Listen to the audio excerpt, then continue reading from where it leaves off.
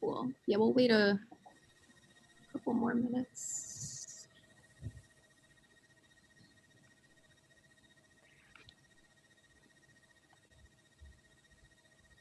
Yeah, last time we had a pretty good turnout, I would say. So I'm hoping we have the same amount of people. I don't think anyone has class today, but on Friday, we'll see. Because last time it was on a Wednesday at 4. So I think people like just got out of class. Nobody can say that you are not advertising enough. Yes. Every time I see someone, they say that they see my face everywhere on campus. John and I printed, I think, like 50 flyers, and we ran around JH and Plumley. It was fun. We made like a Friday evening out of it. And then I saw Rob in your lab, and I said, Rob, can you just like put these around your lab space? And I was like, this is your PI. He goes, okay, he's gonna see his face now. And I said, yeah, that's fine.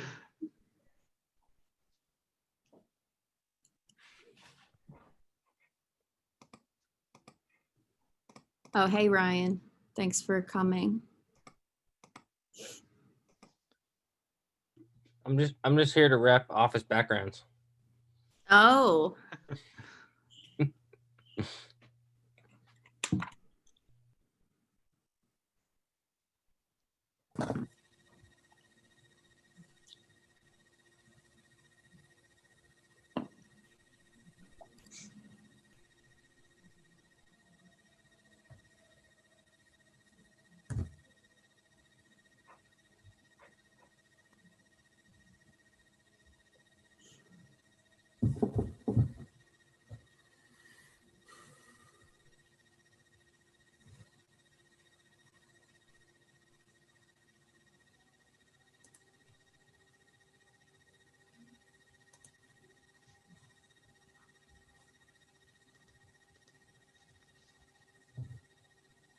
Okay. I guess we'll get started, and then anyone who comes late, that's fine.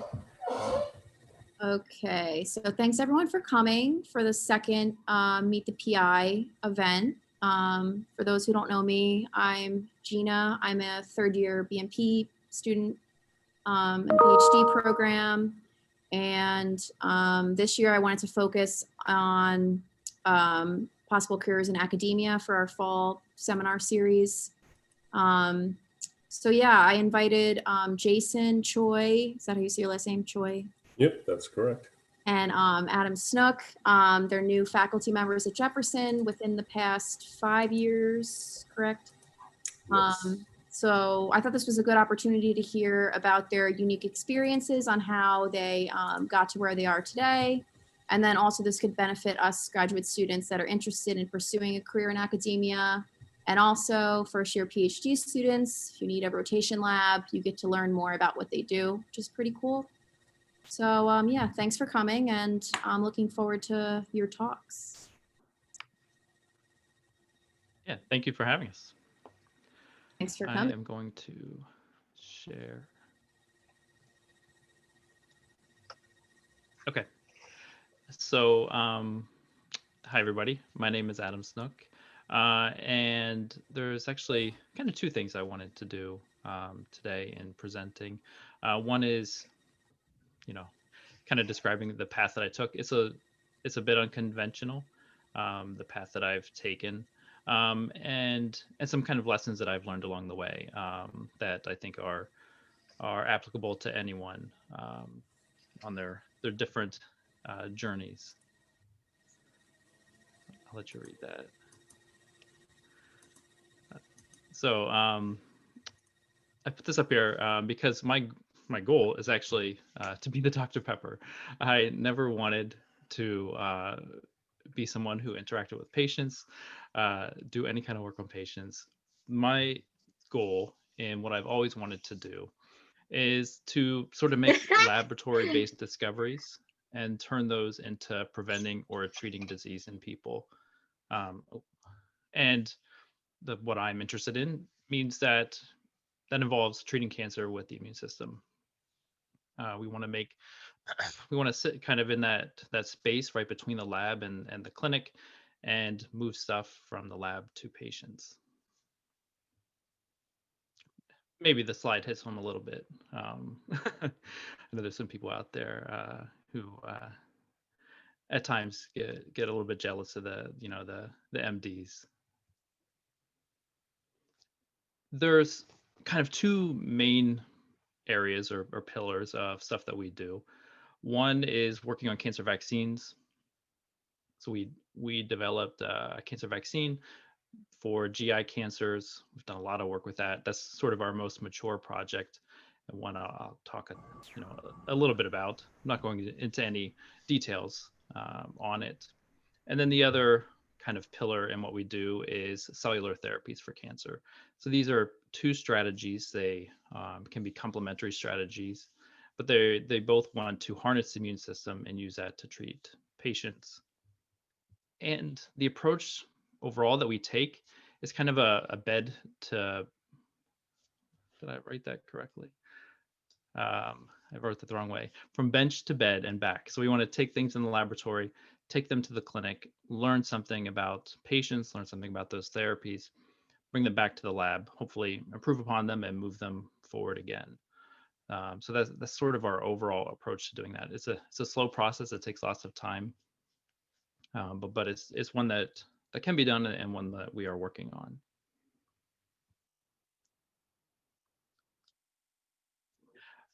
My sort of journey started in undergrad at the University of the Sciences. So I went to a smaller science school in West Philadelphia.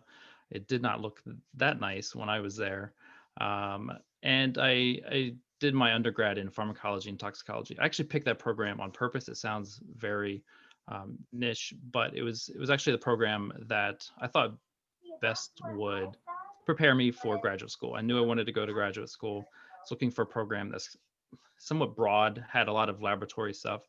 So we were actually doing like Western blots and ELISAs and all kinds of stuff in different labs in my undergrad program. So I thought that was really useful to go to graduate school. And I actually did my PhD here at Jefferson. I was in the immunology and microbial pathogenesis program. Okay. That's what it's now called. I graduated in 2008. It was actually the immunology program when I started. Immunology and microbiology combined during my thesis. So I finished that in 2008. And then this is where my path gets atypical is that I never left Jefferson.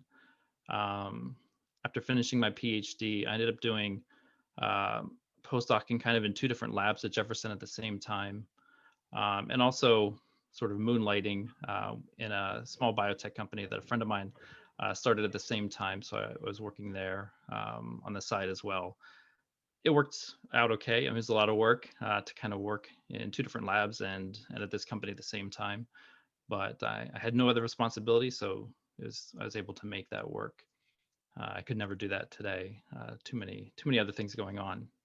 After that, I became an instructor and then an assistant professor in 2017. And I put a bullet here at the bottom of kind of what I'm doing now, which is co-leading a laboratory with my thesis advisor. It's an unusual place to end up, but there's a lot of reasons why I ended up doing that. And so why did I do that? So the first factor, which was really important, is that my thesis advisor then and now, the co-PI in my lab, I put here, a support system, but he has been extremely supportive in both pushing me to be autonomous. His expertise and mine don't really overlap, so in some ways it was kind of easy for him to do that, to push me to go and do my own things. He also provided a great deal of mentorship, and the laboratory has a very translational focus. So the things that I said that I wanted to do, go from the bench to patients and back again, is exactly the kind of stuff that he wants to do as well. So that was sort of factor number one, was my thesis advisor. The second is that niche that I sort of found. during my PhD thesis, I identified a new group of potential cancer immunotherapy targets. And here I listed the first molecule that we found and the one that's probably the main focus of our work, called guanyl cyclase C. Um, it's something that you have to do at some point, right? Is whether that's in a first or second postdoc, or as you're becoming a new faculty members, you kind of have to find a niche of something to work on. And surprisingly did that very early on in my thesis, just sort of by accident, that it happened to be this new area of work that people were not working on. And so I became attached to that niche. But also, if my thesis advisor and I worked on the exact same things and we had the exact same expertise, it would not end up working out. But we actually are very different in the things that we were interested in, and our approach as well. So it allowed me to to separate and do my own thing and not necessarily stay in his shadow permanently. If I didn't do this, if I didn't have my own niche, if we were too similar, this setup would not have made any sense. And then the third one, and really all three of these factors are important. If any one of these three didn't happen, then this is not the path that I would have taken. But in 2008, after I finished my thesis, I was actually interviewing for postdocs. I was out there kind of making the rounds and figuring out what I wanted to do next, when a rare opportunity came up. The Pennsylvania Department of Health, all of the states in the United States, they sued the tobacco industry. And as part of those lawsuits, some of the money went into individual states, and those states got to decide what they wanted to do with it. And one of the things that Pennsylvania did was set up research programs where they had two different topics each year. The money had to be spent in the state, obviously. Each institution in the state could only submit one proposal, and each proposal had to include a clinical trial. So that's a relatively narrow group of applications that could be submitted. And in 2008, one of the topics was cancer vaccines. I don't know who was advocating for that, but it worked out really well for us. So we said, let's go for that. Let's take the stuff that I've been working on for my thesis, this new cancer vaccine, and let's apply for this grant and try to get it, make the vaccine and bring it into patients. We were selected among Jefferson to do that, and then we submitted it and were ultimately picked by the state to receive this funding. So it was a very, very large grant. It was almost $5 million overall to manufacture this vaccine, carry out a phase 1 clinical trial, and move it forward. So this was a really, really rare opportunity, I felt like, to take my thesis work and turn that into a clinical trial. And it's something I really couldn't walk away from. So those three factors have led me to where I am today, which is doing exactly what I wanted to do. So over here on the left, you can see we did that phase 1 clinical trial, treating the cancer patients, colon cancer patients, with this vaccine.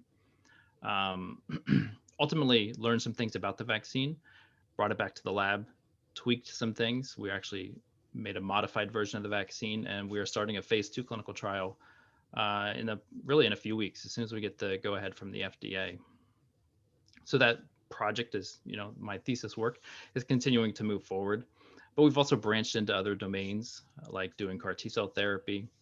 And we very recently have been establishing the infrastructure at Jefferson and to actually do CAR T-cell clinical trials at Jefferson. In the past, this required a clean room facility. It's very complicated to get cells out of patients, culture them, lentiviral, transduce them, do all that work. And it required a large GMP facility to do that. But we've been lucky enough to acquire some of these machines here that are sort of an enclosed GMP facility, so we can actually start doing those trials here at Jefferson. We have a machine like this, and this is our machine in our laboratory. There are two set up in the stem cell transplantation unit with those guys that we are working with to take our CAR T-cell therapy approaches and bring them to patients. So hopefully in a year or two, we'll be able to do that with our first approach that we're working on. At the same time, we are continuing to work on other things. So we have a lot of new laboratory discoveries that we're trying to make now, and then hopefully, 5, 10, 15, 20 years from now, we can bring those into patients as well. So it's been an unusual path, but it's one that has, I sort of did on purpose and has luckily led me to exactly where I wanted to be and the things that I wanted to do.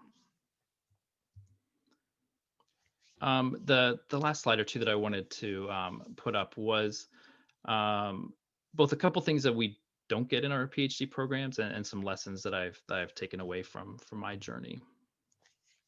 So one thing that we don't get enough of, and I think that we need more, is sort of universal skill building. Here, the first two are related. I put them together: leadership, management, teaching, mentoring. So depending on what kind of path you want to take, you're ultimately going to be kind of in charge of other people. You're going to be working with teams of other people. And it's a good idea to try to get as much of that experience as you can now. In my lab, we frequently have either undergrad students or medical students or rotation students, right, coming into the lab. And we ask our more senior students to take on some of that leadership in the lab and work with those students. So there are opportunities to do this, and I would definitely encourage you to take on as many as you can in graduate school and then beyond, as a postdoc, mentoring graduate students and other kinds of settings, depending on what path you end up taking. We get to write as graduate students, but perhaps not enough. I can't stress enough how important it is to develop good grant writing and manuscript writing skills. When I was a graduate student, I was writing R01s with my advisor. None of them were funded. I don't know how good any of them were, but it's really critical experience to learn how to do that. It's absolutely a skill that has to be honed to write good grants, write good manuscripts. And I would encourage you to take on as many of those now as you can. Whenever you have opportunities to write fellowships or whatever, take those on and do it. Somebody in my lab would frequently remind me of a quote that's probably falsely attributed to Wayne Gretzky about you miss every shot that you don't take. And that's totally true. So when it comes to grants, you just want to take as many shots on goal as you can. Keep submitting and you'll eventually land one. And right now the pay line's about 10%. So it's going to take you, and that's actually about what my track record has been. Maybe 1 in 10 grants that I submit get funded. So I guess I'm doing okay. Another one is presenting. This is another skill. It comes more naturally to some people than others, but whenever you have an opportunity to present and practice either just the overall presenting skills or explaining your work to other people, it sounds easier to do than it is. So I would definitely encourage you to practice doing that as much as possible.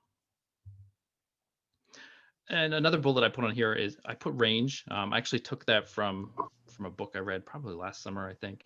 It feels like 5 years ago at this point.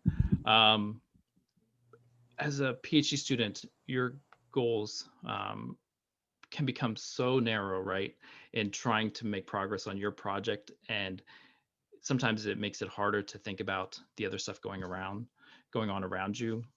But you want to develop range in the kinds of things you do, going to seminars that seem like they're probably not that interesting because they're not that related to your work, but those can be extremely valuable.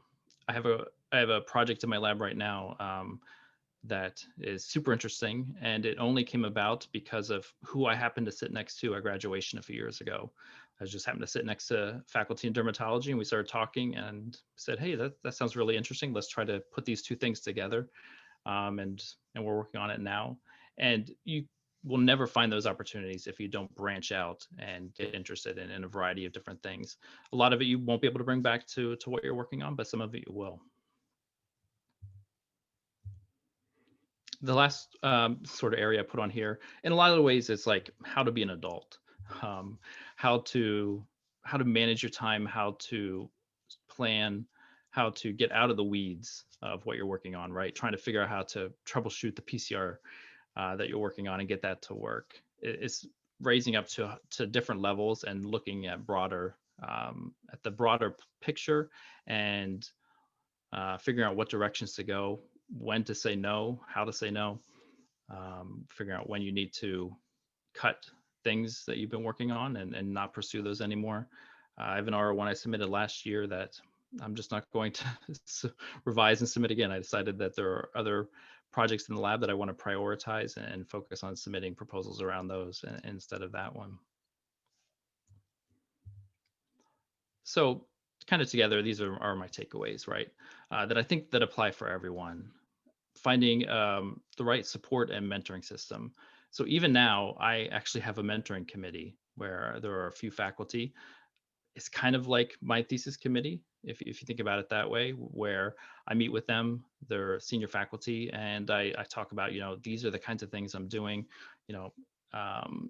here are the different kinds of commitments I've taken on, here are the grants that I've submitted, just to get feedback on whether I'm putting my focus into the right areas, whether there are different things I should be thinking about. And then I also have, sort of many informal mentors that I also lean on, people that I interact with and get advice from. The second one is finding that niche that you're going to work on. I was so lucky to find mine very early, and I've never let it go. But finding that niche and finding what you're going to move forward with becomes really important. And then the last one is just now start building those universal skills and practices. It doesn't matter whether you end up as an academic PI, whether you go to industry, work in science communication, whatever it is. There are many universal skills that are really important and are not part of the sort of core PhD experience that I would definitely encourage you to try to start working on now. And that's actually my last slide, so I will exit out of here. If you guys have any questions, I would be, there's Rob in my lab. Yeah, there he is. Working on the exciting project that I mentioned. Secret project.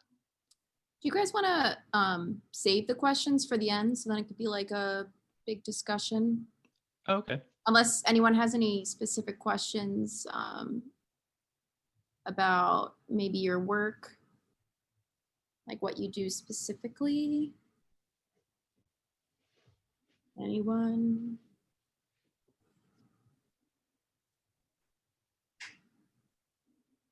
No? Okay. Thank you. That was a good presentation. I liked your graphics. Your honest advice. Okay.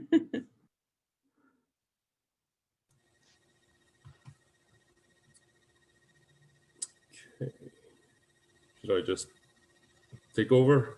Yeah. All right. All you. So, let me try to share the screen. Okay.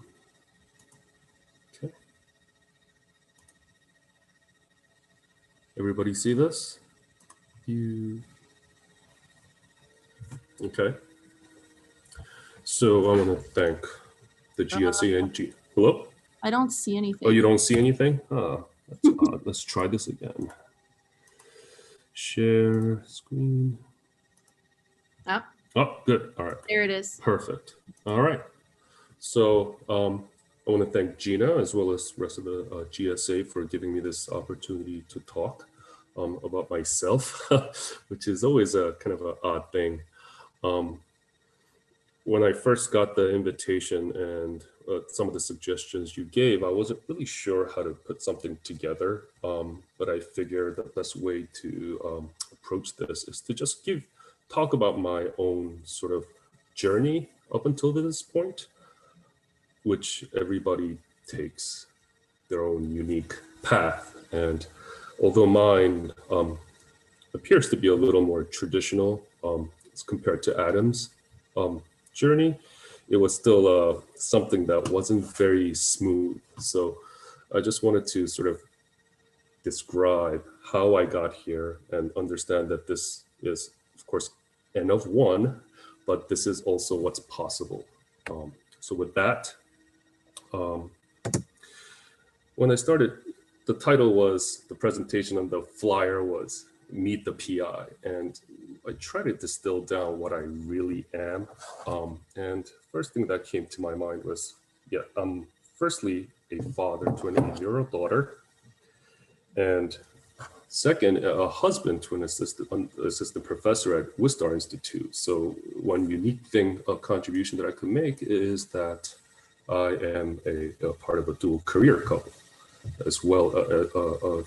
My significant other also in the same position as I am, but she's by far more successful than I am. And lastly, I am a R1 under assistant professor working on a gene called LMNA that encodes lamin AC, forming the nuclear lamina.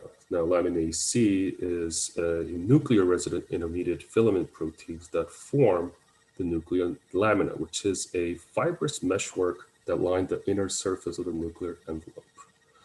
For a long time, people understood that they provide structural support, but more recently, they've appreciated that it controls or fine-tunes gene expression, and they do this through multiple ways, one of which is by creating what's called a chromatin attachment called lamina-associated domains that establish chromatin territories, which is very important during tissue speciation or tissue development. Second way it does it is through mechanotransduction. Nuclear lamina is actually directly linked to the various cytoskeletal networks. So when the cell feels push, compression, or anything stretch, it actually transcribes mechanical signals into gene expression changes.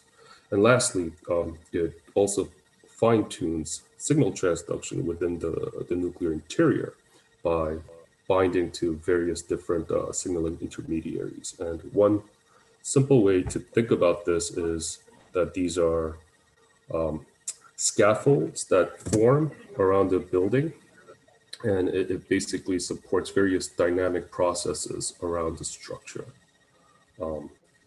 And one of the most interesting aspects for me, of LMNA is that site and sequence-specific mutations lead to tissue-specific diseases. For example, there's a hotspot in the LMNA gene that causes lipodystrophy that affects the adipose tissue. And the one that's mostly publicized is the Hutchinson-Gilford-Progeria syndrome. That's the model that people study for advanced aging. But by far the most prevalent disease that arises from LMNA gene mutation is the disease of the strident muscle. Their skeletal muscle, there's variable involvement, but all these patients come down with what's called a dilated cardiomyopathy. And what that is that the left ventricles, the chamber, start to dilate and undergo a process called cardiac remodeling. It's a complicated process that involves various different cell types in the heart. As you can see, a cell is a complex heterocellular organ, just like any other tissues in your body.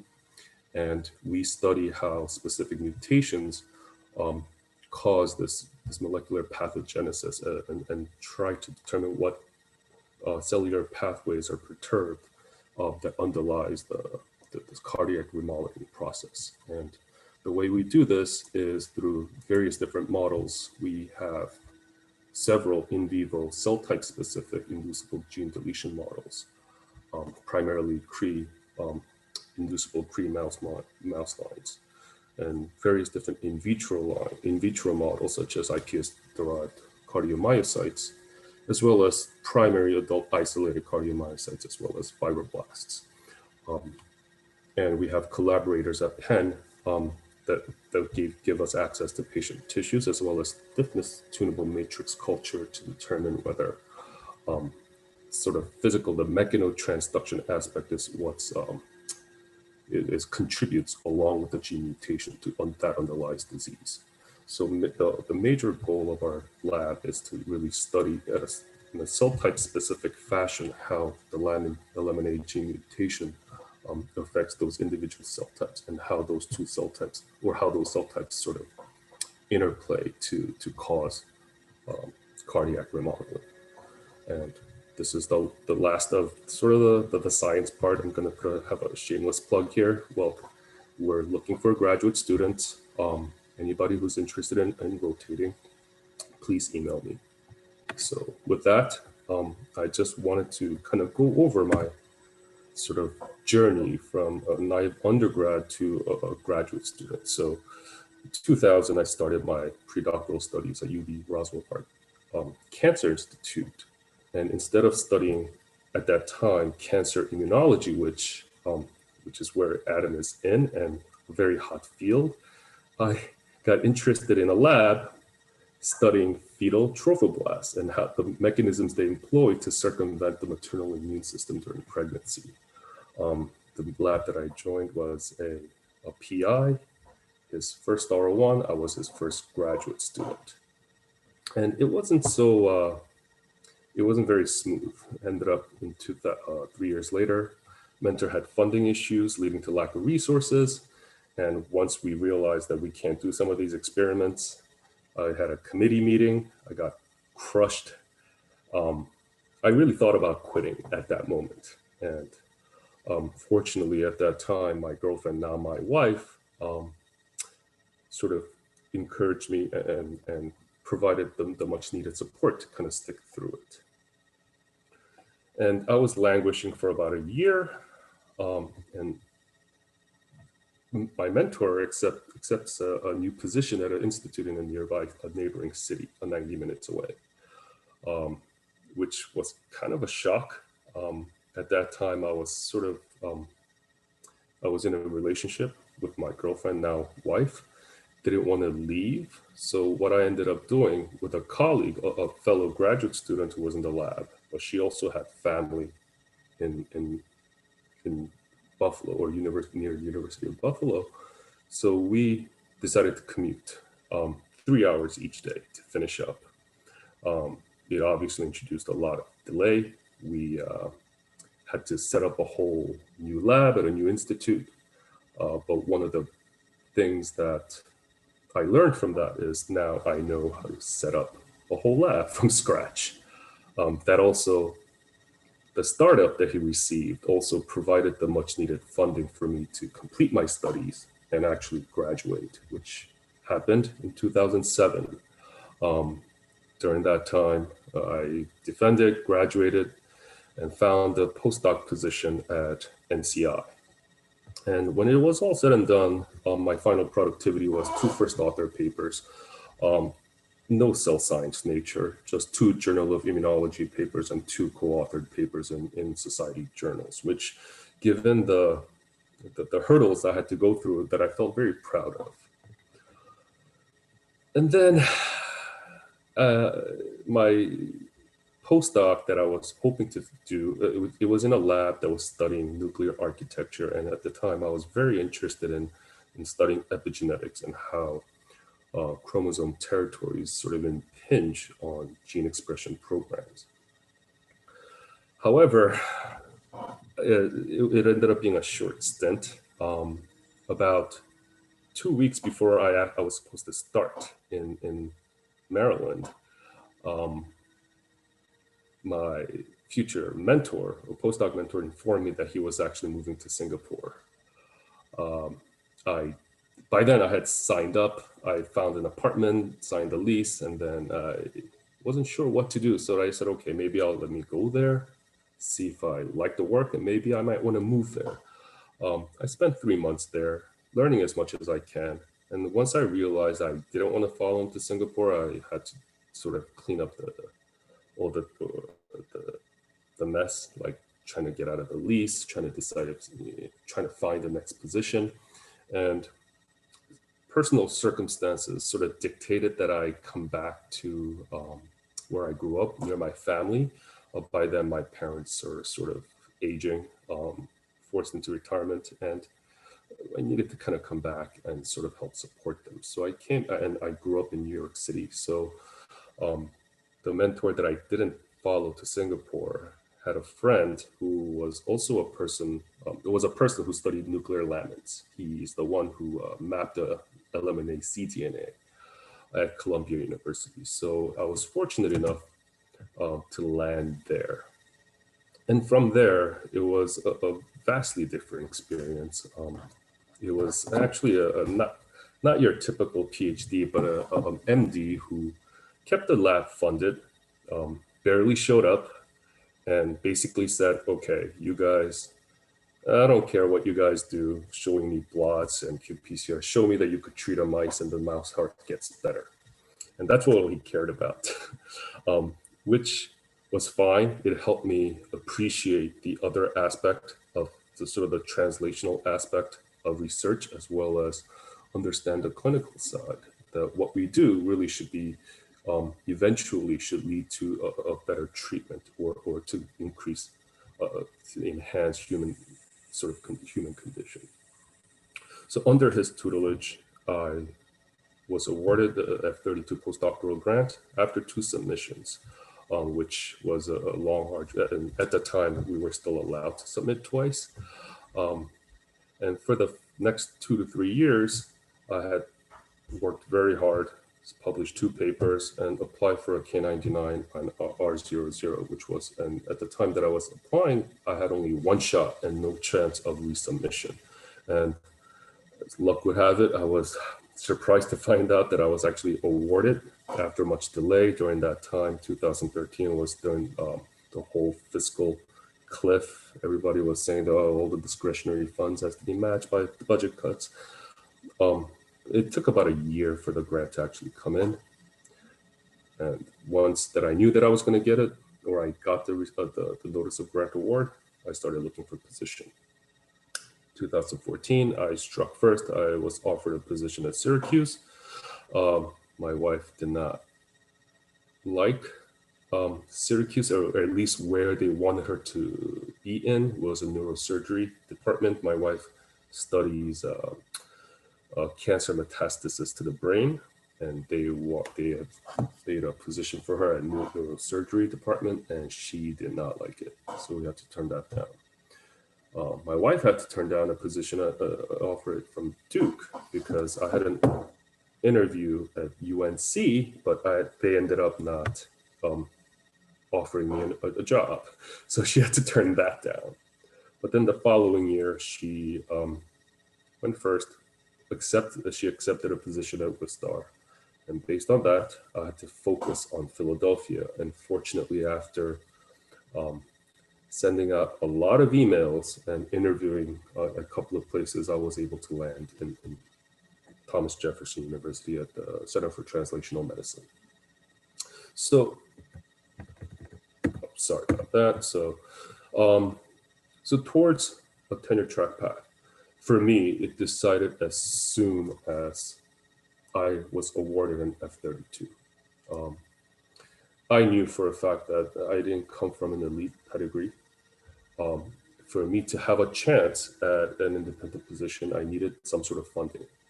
And based on the input that I was getting from my PI, who was reviewing a lot of grants, that the unspoken rule is that you need at least minimum of 2 papers to be even considered for a K99. And one of them had to be in a journal with a bit of cachet. Next 3 years, I really busted my butt to generate enough data for 2 papers. And fortunately, I was able to get one into Science Translational Medicine and a second one in just in time for the review in Journal of Biological Chemistry. When I was awarded K99, it was a real chance at an independent research. And once that was possible, I took 3 different routes that somebody would actually find a independent position. One is from journals. This is not the best thing to do. It's the easiest to find, but from what I was getting, the info that I was getting, even when I was applying to Syracuse, they were telling me that they were being bombarded with over 400 applications. Many of them are not genuine because some of those, they already know who they're going to hire, but because of the equal opportunity rules, they kind of have a wink agreement, and then they put out an ad that's not really looking for anybody, and then they hire the person that they want. Another one, and if you're fortunate enough to do this, is to get inside info from mentors, somebody who actually has a bit of clout, who has big influence, and they recommend you to another, his or her buddy at another institute that's looking for somebody that's not well publicized. You might be able to get a position that way. Not very common. Most are not lucky in that you don't usually have a mentor like that, or just finding a position or having a buddy to recommend. It doesn't happen often, but I've seen it happen a couple of times. And as I mentioned, qualification requirement for this to happen is very high. And lastly, this is the approach that I took after my wife accepted a position at Philadelphia at Wistar. It was just cold emailing. I looked up institutes from NIH Reporter, who has NIH funding, looked at all the departments, emailed people saying, I have this is the situation, I have my own funding, so it's not a big risk. Do you have a position? And some places that actually are looking for people who might have the funding to do it, many of them don't advertise in ads from journals. So this, to me, was the most effective way. So transition to independence. So I thought I made it, but it's not you just ends up being more things to worry about. And when I was a postdoc, looking back, it was the best time of my scientific career, because I didn't have to worry about research. I didn't have to worry about funding. All I had to do was just research, more research, and a little sliver for either training somebody, writing something. But when you become a junior faculty for the same amount of time, or even less by then, if you have a family, you're dealing with all sorts of other responsibilities. And now you have to manage all this with the same amount of time. And one of the important things, which I'm sure everybody understands, everybody brings work home. There's just no getting around it. Whether you're thinking about experiments, controls, whatever, reading papers, now I'm, writing at home, grading, whatever, you're going to expect to just work from home in addition to in the lab. For dual career family, our life is dictated by daycare and after school schedule. Nanny is an option, which although that's an option that we usually don't take. A lot of pre-planning and coordination. We always build in flexibility because you plan and sometimes it doesn't go that way. Child gets sick, whatever. And then we remind each other that it is a team effort, because my wife has a career. She's trying to lead her own lab and I'm doing the same. And there's a bit of sort of empathy, or a lot of empathy, that we understand where each other's coming from. So why do I do this at all? I realize it's due to three main things. I like testing my own ideas. I feel like I get to sort of play around with government funding or taxpayers' money to test my ideas and play around in the lab. I kind of like that. Second, from that, I learn, and I like learning, and I like helping others learn. For example, my daughter, if I help her connect an idea and I see that light bulb go on in her head, that gives me joy. And every time I have an epiphany or realize something, it also gives me joy. And lastly, one thing that makes all this possible is that research allows us flexible schedule. Sometimes not. When you work with mice, mice are ready, you got to do it. But other times you could always build in flexibility if you plan it properly. So I know I'm almost out of time. So I'm going to end with the do's and don'ts, a lot of which Adam already covered. But I'll just quickly go over things that wasn't there. I always follow the data. In the end, we are scientists. We have to put on many different hats. But in the end, science is what's going to dictate what you do or how far you get to. He covered learn to write and present well. Write and apply as many grants as possible. I completely agree. Know when to hold them and fold them. And when that comes to everything, either a project, your employees, whatever. You got to know when to hold them and when to just kind of cut bait. Keep your ears and pay attention, because you don't know when that important information is going to come. For me, the mentoring never happened like what you think you imagine, like a mentor sitting with you, spending the time, drinking coffee, directing you what to do. It always came from something else, and it required me and my active attention to extract anything useful out of that. And I think that was very important. Gritty is the only reason why I'm here. I mean, everybody faces adversity. It's the perseverance that really kept me going. Multiple points throughout my career, I almost failed out or quit, but I kept plugging along, and I've come this far. And if I didn't have the grit and or the perseverance to do this, it would have never happened. Finishing projects before starting new ones, at least for me. I love starting new ideas, trying new things, but it's best to finish ones before you start new ones and get a paper out of it. Then at least you know, okay, you finished something. I think Adam already mentioned, mentor as many people as possible, preferably young ones who are very new. Like they say, if you can't explain simply, maybe you don't really understand it as well as you do. And lastly, learn to prioritize. And don't be afraid to take chances, initiatives, or ask for help. A lot of times good things happen when I stepped out of my comfort zone, went against the will of my boss and even my wife.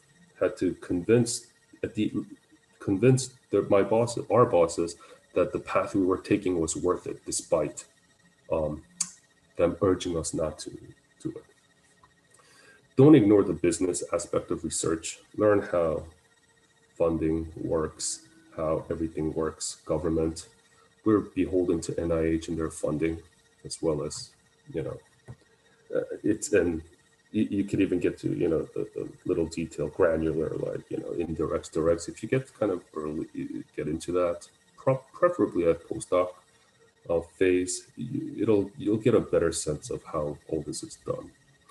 I put this here, don't rely excessively on kits or service-driven research. I mean, we use kits. We're not going to waste our time sequencing our DNA, but it also helps to understand what you're actually doing. And this stems from the fact that we were very poor in my graduate research, and I had to learn to do everything as cheaply as possible. So knowing how to do things, the ins and outs of an assay, I know how to troubleshoot and tweak things that is needed. When you hit a wall, don't forget to step away and decompress. You got to step away sometimes to sort of, collect your thoughts again. Don't spread too thin. Also, don't be a pushover. Learn how to say no. I think that's how Adam put it. And lastly, this is what my current boss, Dr. Raymond Penn, says: don't be a jerk. Be nice. You don't know what the other person might react, even if it's not a very pleasant person. Be political if that's how you have to be. But that's what I'm gonna say. I think that's a very totally reasonable and valid thing. And thank you for your attention. And anybody interested in rotating can reach me at the email below. So thanks.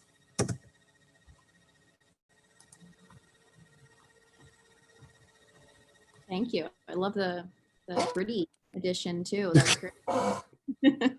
Yeah, I mean, grit is has been a big thing recently, and I honestly really believe that if it wasn't for the perseverance, I mean, during grad school, postdoc, even here, I mean, getting an R1 funding wasn't as straightforward. I almost ran out of money. I had to let somebody go. Fortunately, that person found a better position. But when I least expected it, it came through. And as Adam said, you don't make any of the shots you don't take. I kept plugging along despite how hard it was to get up and just push through. And a lot of times I believe I think the first thing I said is I'm a father to my 8-year-old daughter, and I tell her this. She's what gets me up and moves. That's why I do the things that I do. and I like science, and I think I'm okay at it. that's I think I feel like that's who I am.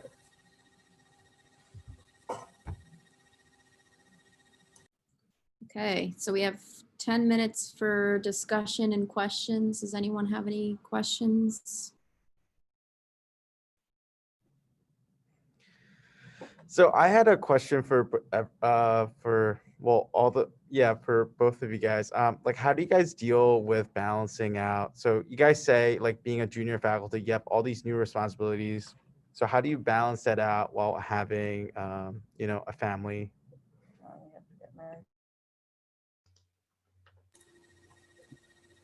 You want to take And that you first? said I would have to get married first. That was a joke. That's what I was laughing at. Well, I mean, my approach is, so I track all of my time, like a lawyer. And so that I can go back and look and see where am I actually putting my time and decide if that's what I should be doing. Am I, one of the sayings that I have is about moving the needle. Like, is whatever commitment that I'm potentially taking on, is that going to move the needle for me and for my research program and for the people in my lab? If it's not, then I probably shouldn't do it.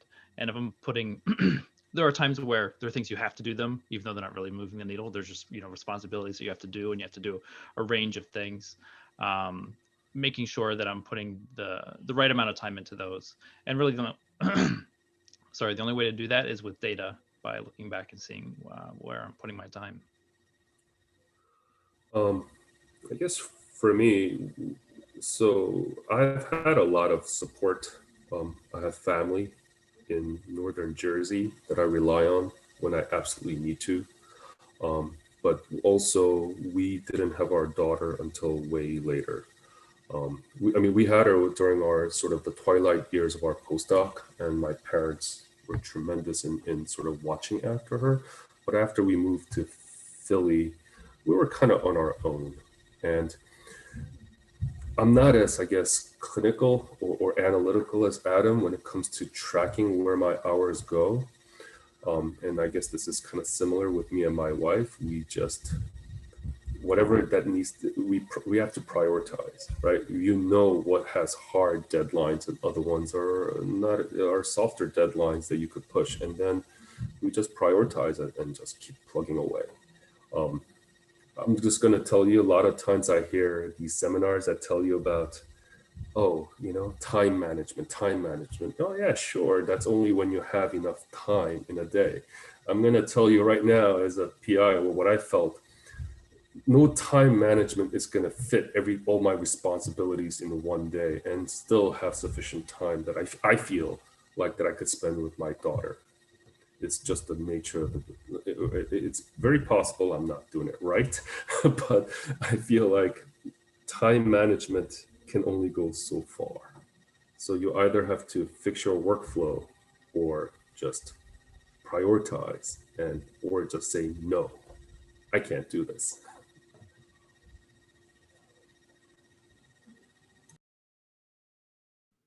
I have a question, unless anyone else has one. So Adam brought up the topic of finding a niche in your research. So I know Adam said he found his niche in his thesis work during his PhD. And Jason, it seems like you found yours in your second postdoc. But I was just wondering, I guess this is more directed towards Jason, but what made you, I guess, apply for that postdoc position and completely change your field, and then also kind of make that your niche versus kind of continuing with what you were doing in your PhD, kind of similar to Adam, and then kind of switching around the focus a little bit? Yes, so I thought I was in an immunology program, cancer immunology program, and I didn't really study cancer immunology. And then I was kind of done with that. And I have to say the graduate program that I was in was sort of premature in immunotherapy. And now it was huge, but they were working on it since 2000 or even earlier.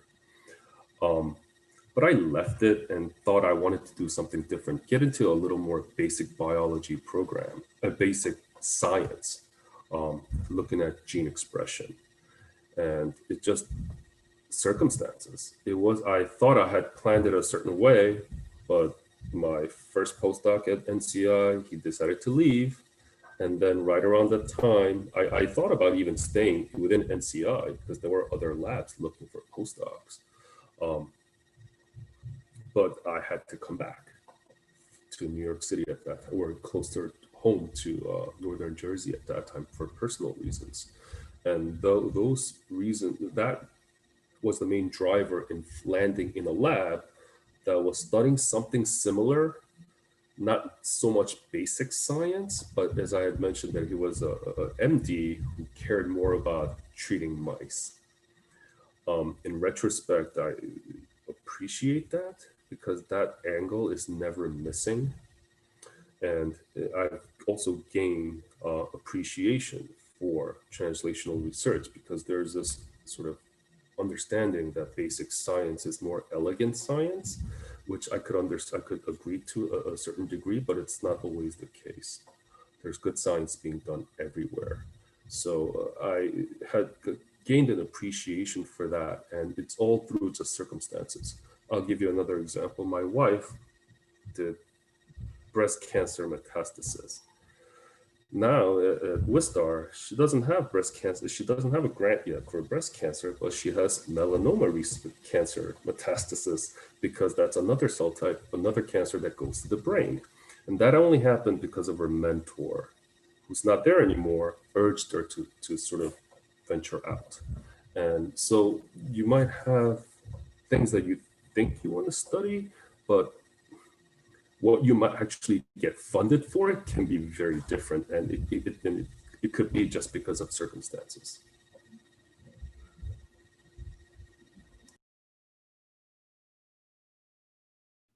Yeah, that's a good response. I have another question unless anyone else has one. Anyone? Feel free.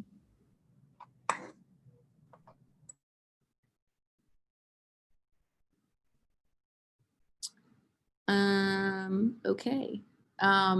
So Jason talked a lot about career transition awards when he talked about the K99. I guess, Adam, I was just looking for your input on it in terms of applying, what kind of, I guess in terms of funding from going from a postdoc to a faculty position, if you wanted to expand on that. Yeah, those can be extremely advantageous to get to really help set you up as you move forward. There's it's unfortunate that when it comes to funding, the biggest qualifier is already having funding. So, as you getting an F award as a graduate student, T awards as a postdoc, and so on. Like each time, it helps set you up to get the next one. And Jefferson actually just sent out email today, I think, about the transition awards for third and fourth year students. So, yeah, those are extremely valuable to apply for and then hopefully get. So I'll just add, I also do a K99 workshop panel for the past 3 years.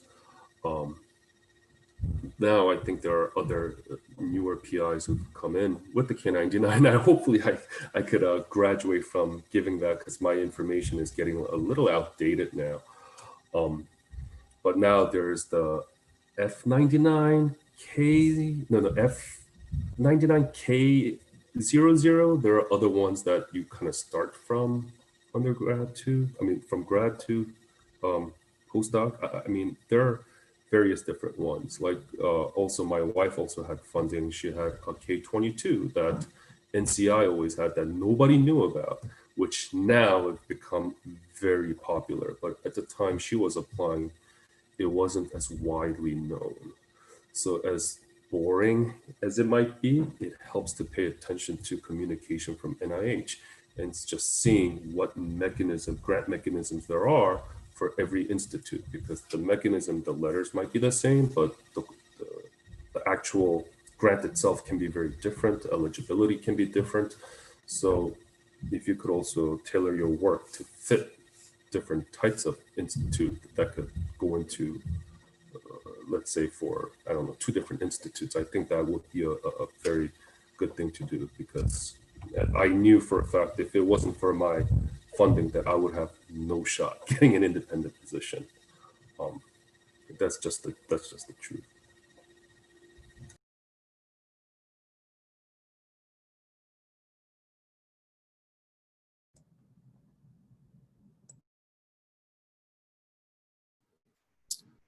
Okay. Anyone else? We're out of time unless someone has a very urgent, quick question. You always have one. I already asked mine. Well, Dr. Philp agrees with both of you guys on your all the advice that you guys gave today. Oh, except one thing. I think you should do what you're interested in. I don't think you write a grant to get funding, because then you never want to do the work.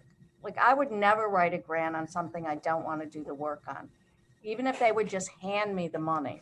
Like, if you're not passionate about it, then it's not worth it. I completely agree. I guess. I just can't sell my soul for tickets. Right. I agree, and I hope that I didn't come off that way.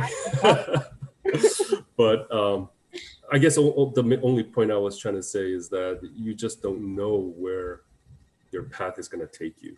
Right. So better to keep an open mind, and you never know. Maybe you'll end up liking it. Okay. Well, thank you very much for both of you guys for coming. Thank you. Yeah, it was really interesting to hear both of your, I guess, paths and your genuine, honest advice.